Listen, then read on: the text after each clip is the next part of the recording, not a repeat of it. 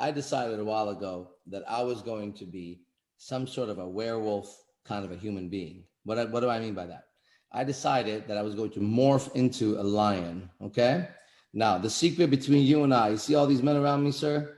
I've been playing that game for over 25 years, and that's why I look like this and sound like this. I never stopped doing that. When I met my teacher, I realized that I was not wrong.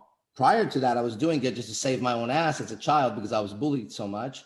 So I devised an imagination technique of being different animals and using their powers to calm down or hide or run faster or be stronger or take more pain. You name it, I saw it in the animal world.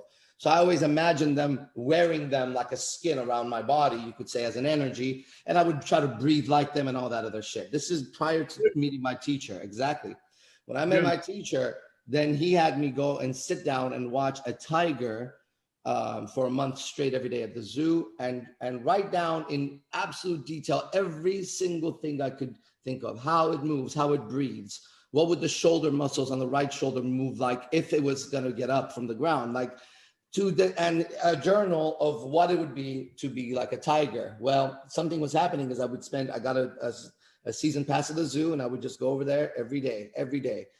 And one day he had us walk around in a circle and said, close your eyes.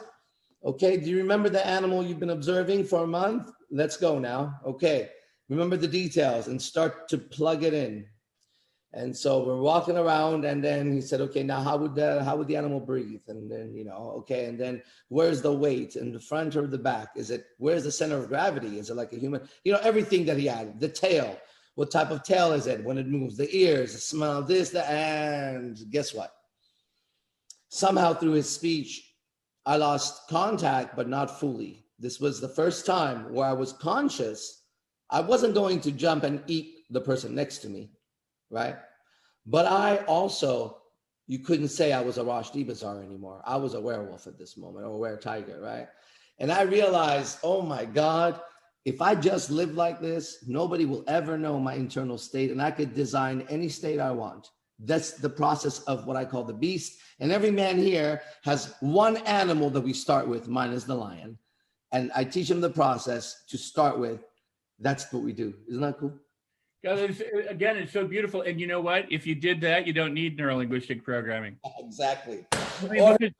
Or self-help books, and I tell everybody, exactly. You got it. Because that's what it's about. It is the ability to transform yourself. And the fact that you were observing, which is what we teach in NLP, things like that, and inner state control. And nobody has to know what's going on in your inner state.